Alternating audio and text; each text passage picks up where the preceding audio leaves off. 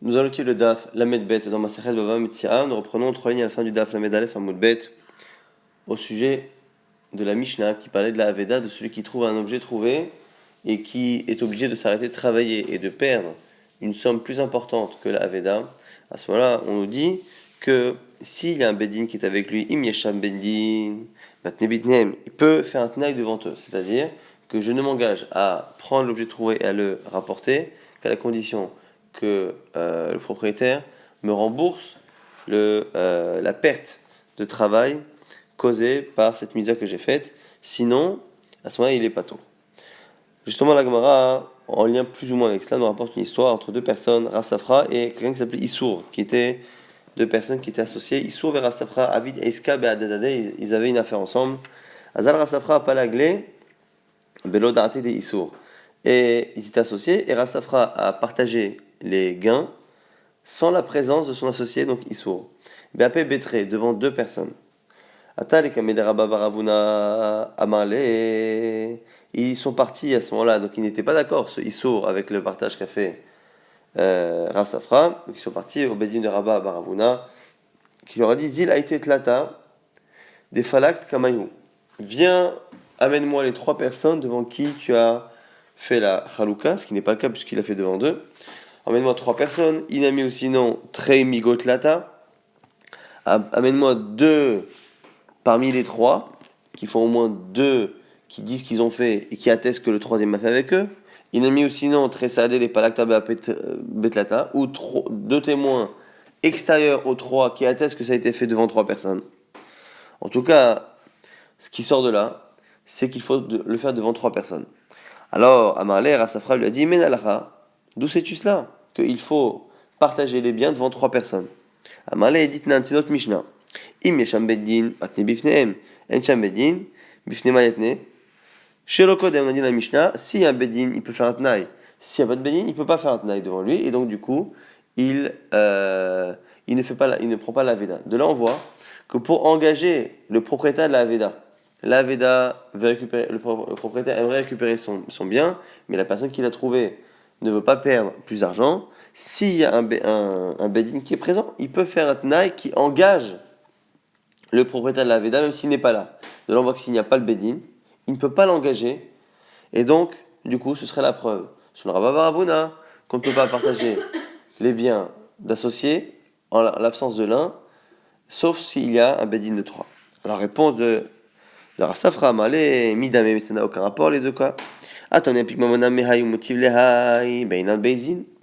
là-bas, c'est un cas où on prend l'argent de l'un et on le donne à l'autre. Beidan Bedin dans la Mishnah, effectivement. Là, la personne a un objet qui lui appartient. Si la personne veut être remboursée, on va être obligé de lui sortir de l'argent. La personne sera obligée de rembourser de ses propres deniers la valeur que la personne a perdue en ne travaillant pas et en allant rapporter cet objet. Mais dans le cas d'associé, Didé Chakle, Avalacha chez nous, Didé Chakle, c'est à lui ce qu'il prend. Giloimita Be'almahu, Betresagele. Donc moi je pense à Safra que puisque il ne fait que finalement partager des gains qui étaient prévus depuis le départ comme étant partagés puisqu'ils sont associés, il suffit de la présence de deux témoins pour le faire. Et Safra apporte une preuve, Teda, Ditnan, Almana, Mocheret, Shilobifine Bezdin.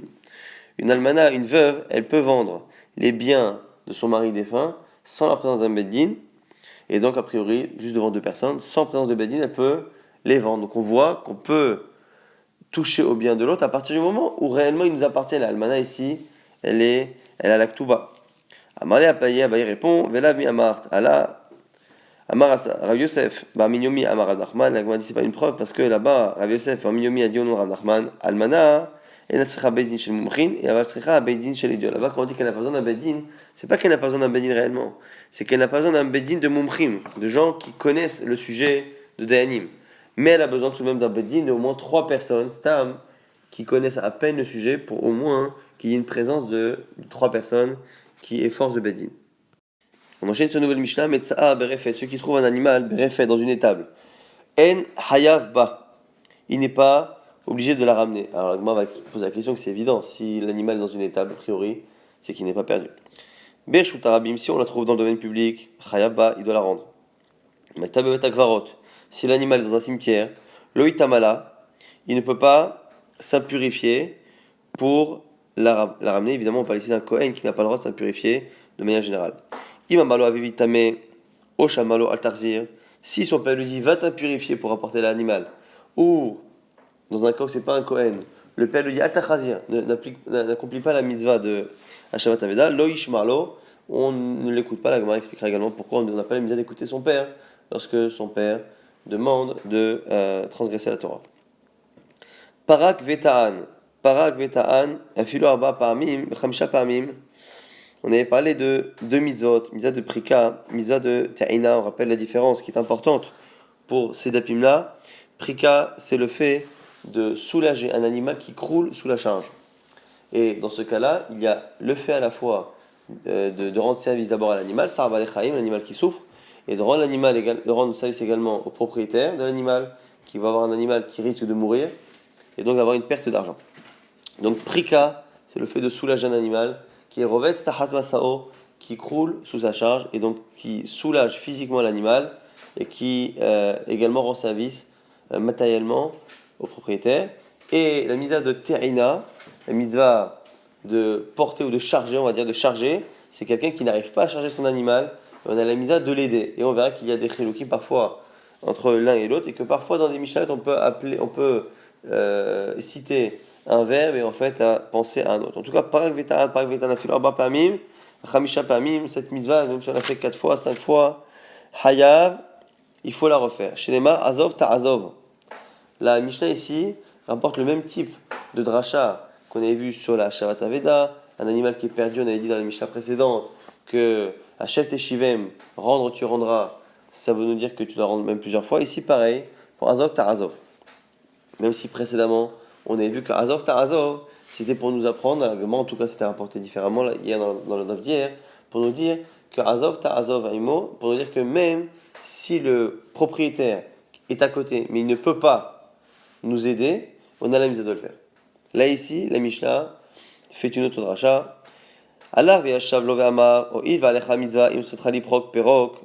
Si par contre le propriétaire de l'animal est là, devant l'animal qui croule sous la charge, et il dit au passant, voilà, toi tu as la mise à de le faire. Moi, j'ai pas envie de le faire, je t'aide pas. Est-ce que j'ai la mitzvah? Non, pas tour. Shnema, aimo. Azov ta azov aimo, tu dois l'aider pour l'animal, mais l'aider avec lui. Et donc, lorsque le propriétaire est là et peut aider, il faut qu'il aide. Si vraiment le propriétaire est présent mais ne peut pas parce qu'il est âgé ou malade, à ce moment-là, effectivement, il n'y a pas, et selon le Davier, encore une fois, c'était toujours Azov ta azov qui nous apprenait, finalement, que même dans ce cas-là, il faut aider l'animal, même si le propriétaire ne peut pas aider. Misa mina Torah liprok, avalolit on. La misa de la Torah est d'être porek, donc la misa de la Torah de soulager l'animal qui croule, et il n'y a pas de mitzvah de lit on de charger un animal. L'agma va se poser la question, c'est pas vrai. Donc il faudra comprendre cette formulation. En tout cas, Rabbi Shimon nous dit maintenant, Omer, aflit on, même charger l'animal. On verra ce que ça veut dire. Rabbi Yossi Galil Omer, imaya alav, yater al masao. Rabbi Yossi nous dit, si sur le chamor, sur l'âne, qui croule sur la charge, il y a une charge qui était au-delà de ce que ce type d'âne peut porter, à ce moment-là, Enzakuklo, on n'est pas contraint de soulager l'animal. Pourquoi? Shinema, Tahat Masao, sous son poids, selon Rabbi Yossi Galili, c'est sous son poids, il faut que ce soit un poids ragil, normal. Masao Shechol Amodbo, il faut que ce soit un poids qu'il puisse porter. On verra exactement quelle est la chita de Rabbi Yossi Galili. En tout cas, la Gemara reprend le début de la Mishnah. La Mishnah avait dit que si on trouve un animal dans une étable, on n'a pas la mise à le ramener. Amara va refet shamro, Eina mat'a, ve'eina shameret. Ici, le refet dont on parle, c'est un refet qui n'oblige pas l'animal à partir, comme dans un cas où il n'y a pas de quoi manger. Et c'est pas non plus un animal c'est pas non plus un refet qui est complètement ouvert et qui est complètement fermé. On nous dit ici c'est une situation particulière. Elle ne force pas l'animal à partir, mais d'un autre côté elle n'est pas non plus protégée.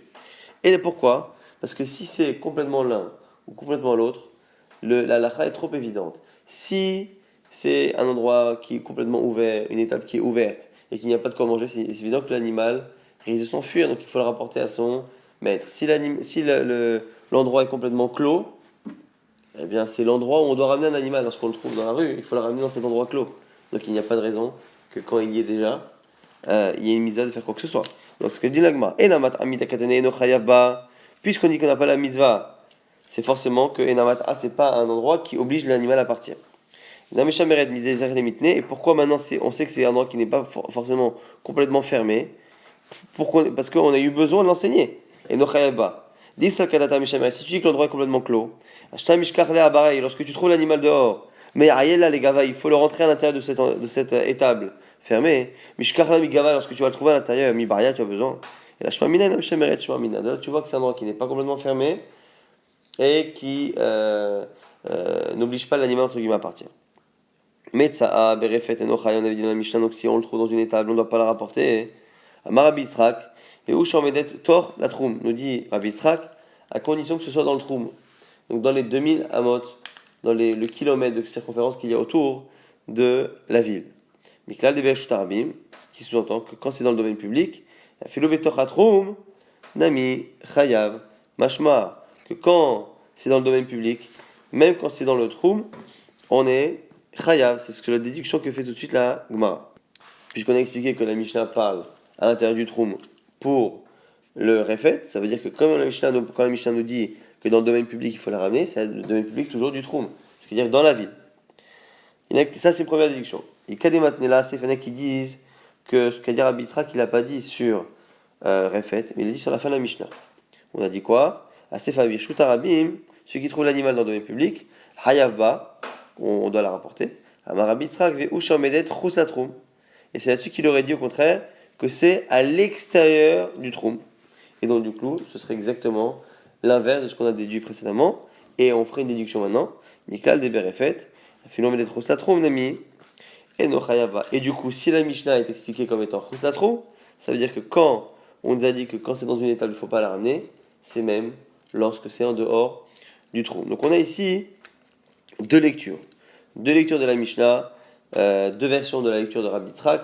Est-ce que la Mishnah parle en dehors du troum ou est-ce qu'elle parle à l'intérieur du troum, en sachant que la Mishnah cite deux cas.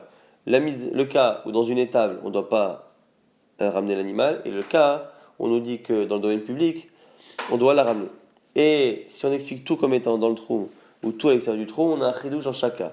Si on dit que la Mishnah parle à l'intérieur du troum, c'est-à-dire qu'à l'intérieur du troum, on ne doit pas ramener l'animal qui est dans une réfête, mais ça veut dire que le Reshut Rabim, le domaine public, qui est dans le troum, est un endroit où on a la misère de ramener. Si par contre, on dit que la Mishnah parle à l'extérieur du troum, ça veut dire que l'animal qui est à l'extérieur dans le Reshut Rabim, il faut le ramener. Et le chidouche, ce serait aussi que réfait, que donc une étable qui serait à l'extérieur du Reshta du trou, on aurait la misa, on n'aurait pas l'obligation de la ramener. Donc c'est vraiment deux lectures différentes de la Mishnah en fonction de la version de Rabbi Yitzhak. On a dit dans la Mishnah que si c'est un Kohen et que l'animal est dans un cimetière, il ne pourra pas s'impurifier. D'où je sais que si un père dit Itame, impurifie-toi, au Shamalo Altachazeo qui lui dit ne rends pas la Veda.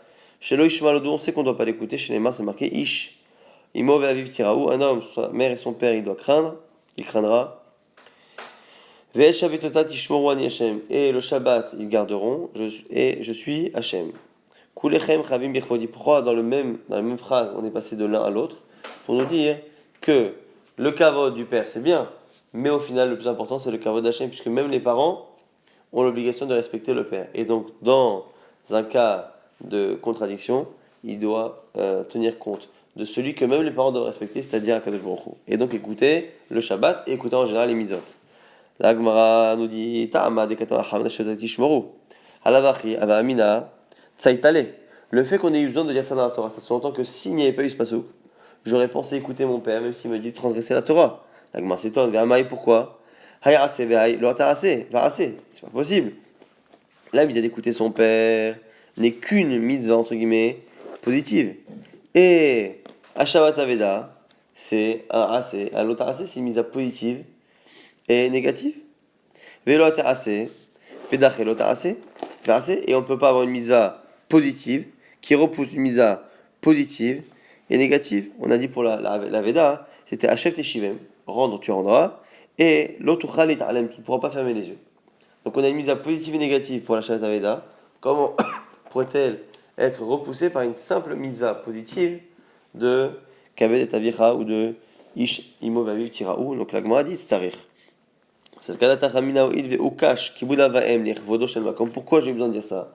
Parce que le kavod des parents est comparé dans la Torah, par Aikesh, est comparé au kavod que l'on doit à Kadosh Baruch Hu.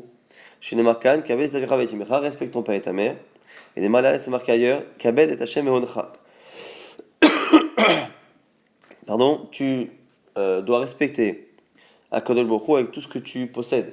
Mais en tout cas, c'est marqué après à chaque fois, Kabed et, la même formule est utilisée pour les deux, pour nous apprendre que le respect des parents ressemble au respect de Dieu. Donc j'aurais pensé que du coup, quitte à même transgresser un commandement divin, je dois écouter mon père. Et car c'est pour ça, c'est pour ça qu'on a eu besoin du passage qui dit Ish Imo Vavitirao, Veshavetota Tishurwan Yashem. Maintenant, on a dit à la fin de la Mishnah, Mitzvah min Torah liprok, avalolit on. Il y a une mitzvah de la Torah de soulager un animal qui croule sous la charge, mais pas de charger l'animal, comme si c'était pas une mitzvah de la Torah. On m'a dit, mais c'est pas possible. Maï, avalolit on. Il est ma avalolit on klal. Si tu es en train de me dire qu'il n'y a pas de mitzvah de la Torah de charger un animal que le propriétaire n'arrive pas à charger, bah, je n'ai appris qu'à. C'est pas vrai, c'est marqué les deux dans la Torah. Dirtiv azot azov imo. Pour le fait de soulager un animal qui croule, c'est marqué azot azov imo. T'as une amie, pareil pour charger un animal. Acti, c'est marqué hakem takim imo. Tu dois l'aider, le propriétaire, à placer la charge sur l'animal. Et là, mizamina Torah li prok bechinam, velolit on bechinam. Ah, alors comment on comprend la Mishnah? C'est pas ce qu'il y a une mitzvah de la Torah ou pas, c'est ce qu'il y a une mitzvah de la Torah de le faire gratuitement. Alors gratuitement, là on peut dire, il y a une mitzvah de la Torah de soulager un animal qui croule sous la charge, mais gratuitement il n'y a pas une mitzvah de la Torah d'aider un homme à charger son animal. Et là Bisrar, et là-dessus Rabbi Shimon Omer, Aflit en Bechinam, et là-dessus Rabbi Shimon répéterait une chita qu'on a déjà vue en son nom, qui dit que lui il pense que même la mitzvah de Ta'ina, d'aider quelqu'un à charger un animal, est une mitzvah qui doit se faire de manière bénévole. Tanina nous dit que on peut le voir dans une Mishnah, les had etanu Rabbanan, on le voit dans une braïta. Prika bechinam ta'ina besacha, Rabbi Shimon omer zorezo bechinam. On a une braïta qui confirme, c'est bien cette marloquette Rabbi Shimon et Rabbanan, qui dit que selon Rabbanan, il y a bien une distinction entre prika et ta'ina. Un doit être fait gratuitement et l'autre avec rémunération, alors que selon Rabbi Shimon, les deux doivent être faits de manière bénévole. Maïta, Mayude Rabbanan, quelle est la raison de Chachamim de distinguer ta'ina, prika, soulager un animal qui croule, et ta'ina, aider un homme à charger son animal? Pourquoi? Parce que si tu penses comme Rabbi Shimon, et prika, on aurait dû enseigner un seul des deux cas. On aurait dû en dire le cas où on a la mitzvah de charger l'animal. Si déjà on a une mitzvah de charger un animal alors qu'il n'y a pas de souffrance de l'animal, a fortiori, aider un animal qui croule sous la charge. Ici déjà, le fait d'aider un homme à charger un animal, il n'y a pas de souffrance de l'animal, et il n'y a pas de perte d'argent pour la personne. Hayab, j'ai l'obligation, gratuitement selon Rabbi Shimon. Dans le cas où l'animal croule sous la charge, où il y a à la fois la souffrance de l'animal et la perte pour le propriétaire si l'animal meurt, le kosheken a fortiori que je dois le faire gratuitement. Et là, il m'a dit Hamana. Pourquoi alors, la Torah parlait des deux cas? Pour te dire que ça ne fonctionne pas pareil. Prika bechinam, ta'ina besachar. Prika, soulager l'animal, c'est gratuitement. Et ta'ina, c'est bechinam. C'est pour ça qu'on ne peut pas apprendre l'un de l'autre par kalvachomer. Rabbi Shimon Mata'ama, Mishum Lilo Samekrae. Alors que va dire Rabbi Shimon? Rabbi Shimon te dira, c'est parce que les deux versets ne sont pas clairs. On l'a déjà dit cette réponse, l'homme Samekrae, c'est-à-dire que les psukim ne disent pas clairement ce qui est prika, ce qui est ta'ina. Alors, il m'a dit pourquoi? Qu'est-ce que tu racontes? Achaktiv roves tahad masao. Dans la misade de prika, c'est marqué roves tahad masao. Tu dois, lorsque tu vois un âne qui est roves, qui est couché sous sa charge, ça sous-entend que l'animal croule sous la charge, donc la misade ce sera de le soulager. Atamtiv nofelim baderer, Alors que l'autre cas nous dit si tu trouves l'âne de ton prochain et dont le poids noflim baderer, qui est tombé en chemin. Donc le poids est tombé par terre, la personne ne sait pas la charger toute seule, tu as la mitzvah à ce moment-là de l'aider. Donc nous disent Rabbanan, c'est très très clair les deux cas. On a un cas où on parle d'un âne qui est allongé sous sa charge, dans l'autre cas on a l'impression que la charge est tombée. Donc les deux cas sont clairs. Comme les deux cas sont clairs, si l'un était obligatoire de manière gratuite alors qu'il n'y a pas de souffrance ni de perte d'argent, a fortiori, celui où il y a les deux. Alors comment comprendre Rabbi Shimon?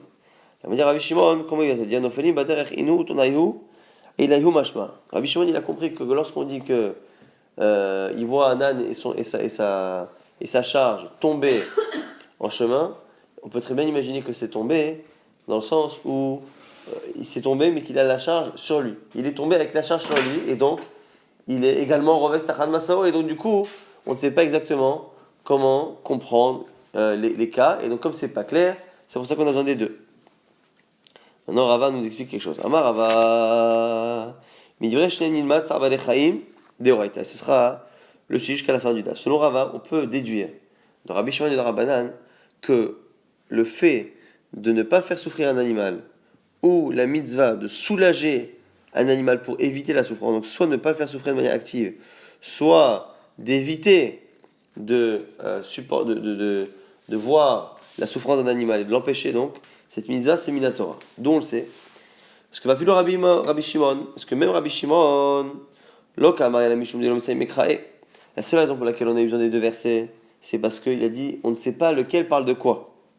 Aval Misaï Mekrae, mais il est d'accord que s'il y avait un seul verset, enfin, si les versets étaient clairs, Dashina Kalvachomer, on aurait fait Kalvachomer. Le Kalvachomer était basé, entre autres, sur le fait qu'il y ait souffrance de l'animal.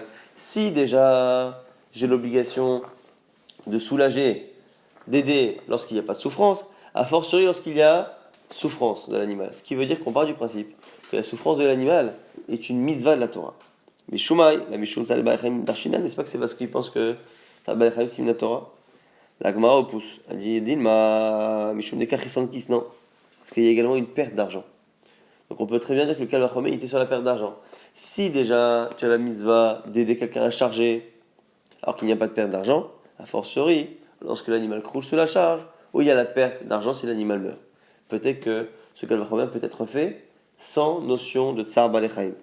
Comme ça on dit, si déjà chargé, c'est une mitzvah alors qu'il n'y a pas de perte d'argent, Prika, soulager l'animal, des Ilvechesrankis, où il y a une perte éventuelle si l'animal meurt, le Kosheken.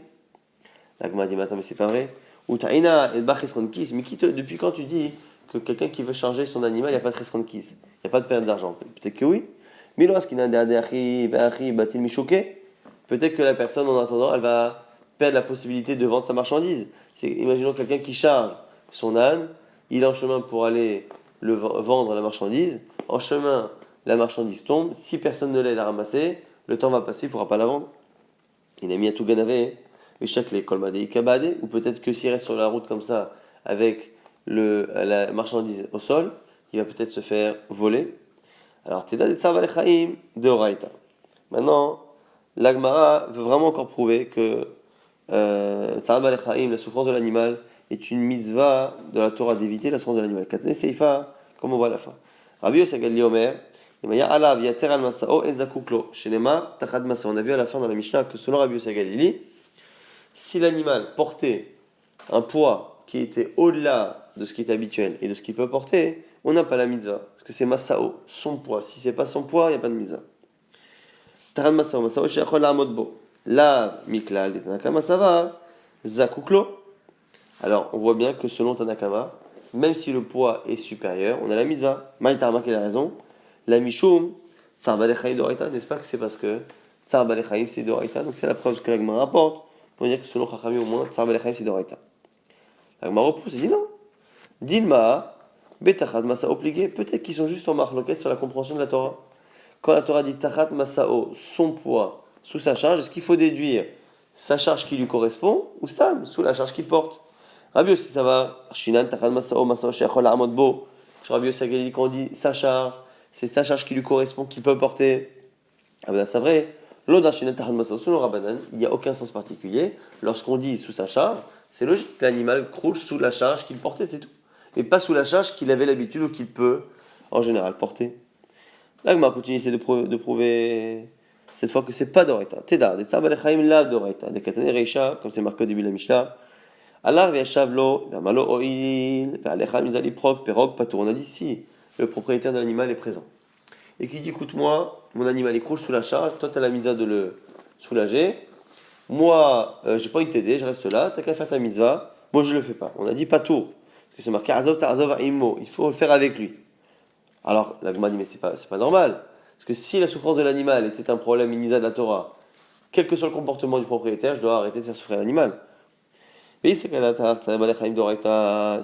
souffrance de l'animal est interdite par la Torah, Mali, itel maré badé, ou Mali, qu'il itel maré badé, qu'est-ce que ça peut faire que le propriétaire m'aide ou pas? J'ai la mitzvah. La Gemara dit, l'olam, Tzabalechaim d'oraita, misavart, pato les gamrés. La Gemara dit, non, mais c'est d'oraita, mais peut-être que là-bas, lorsqu'on a dit qu'il est pato, Dilma, Pato Bechinam, il est dispensé de le faire gratuitement. Comme le propriétaire ne veut pas aider, il ne pourra pas lui réclamer de le faire gratuitement. Bechinam Vechaya Vesra, mais il est obligé de le faire pour l'animal, simplement le propriétaire devra payer. Comme ça, tu auras dit, qui les marais Béadé avec Gabé Bechinam. Lorsque le propriétaire est là, tu fais avec lui donc gratuitement. Azov Tarzova Imo. Les marais Béadé, lorsque le propriétaire ne t'aide pas, Avad Gabé Bessachar, tu le fais pour l'animal, mais de manière payante. Ou l'olam, Sarva Lechaim d'Oraita.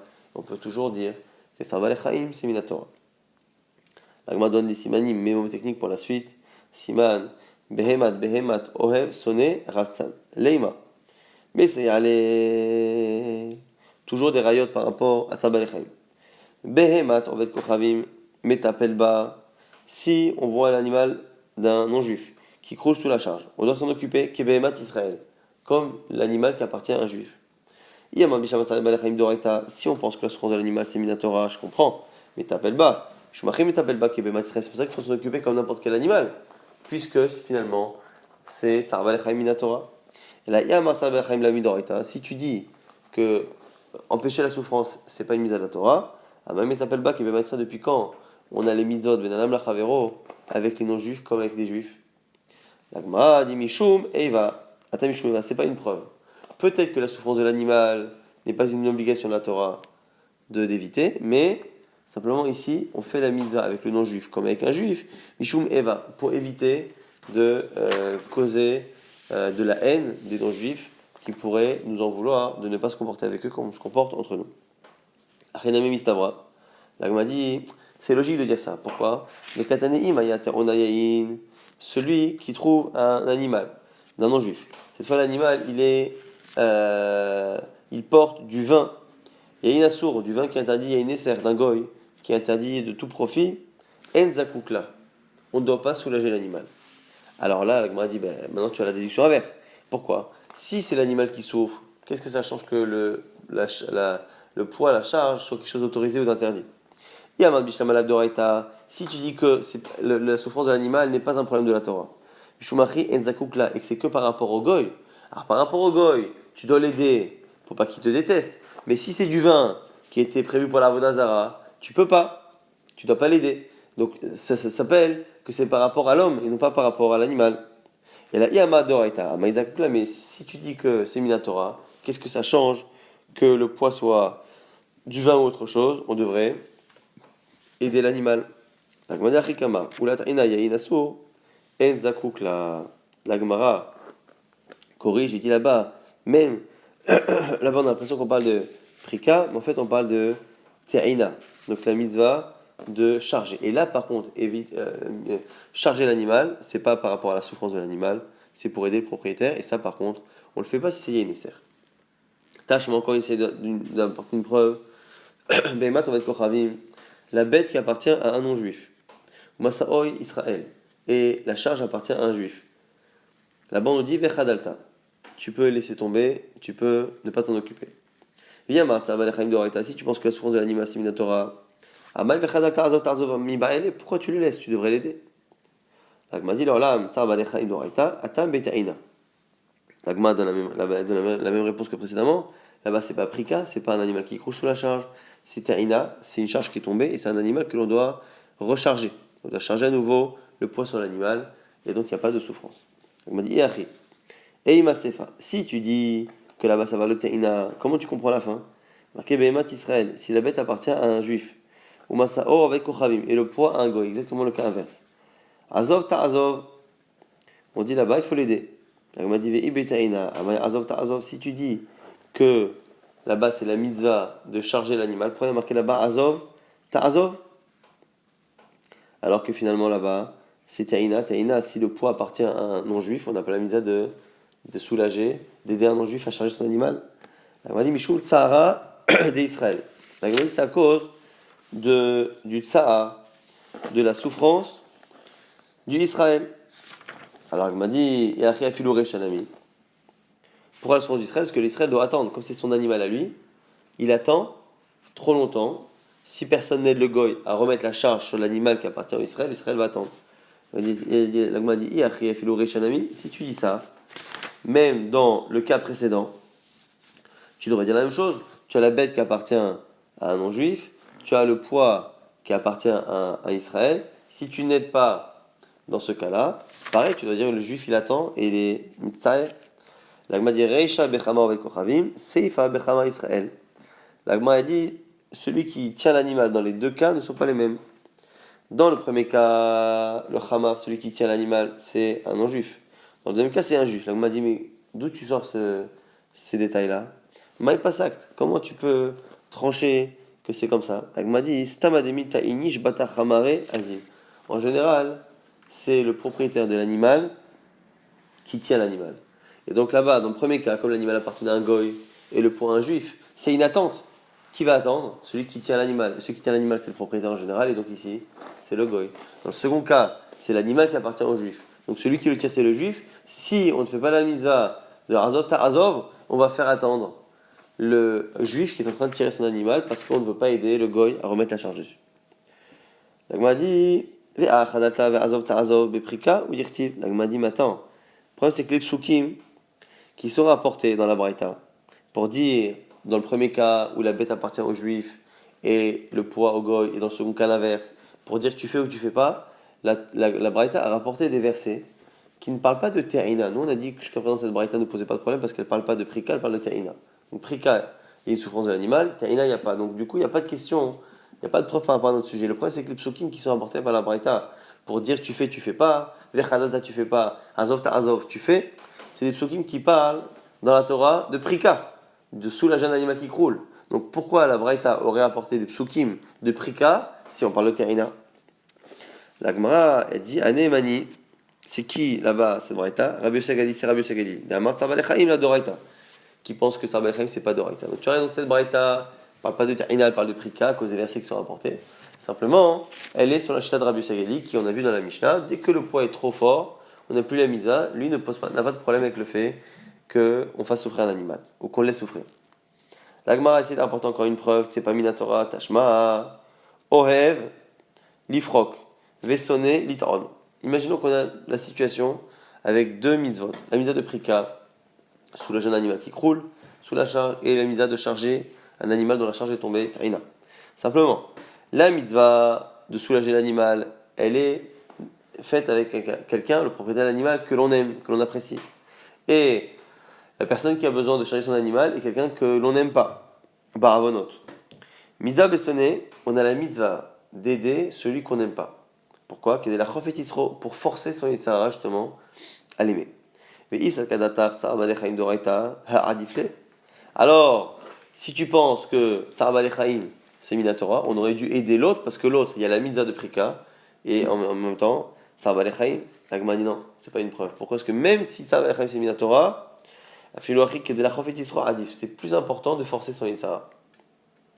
Tashma, on essaie encore une fois de déduire.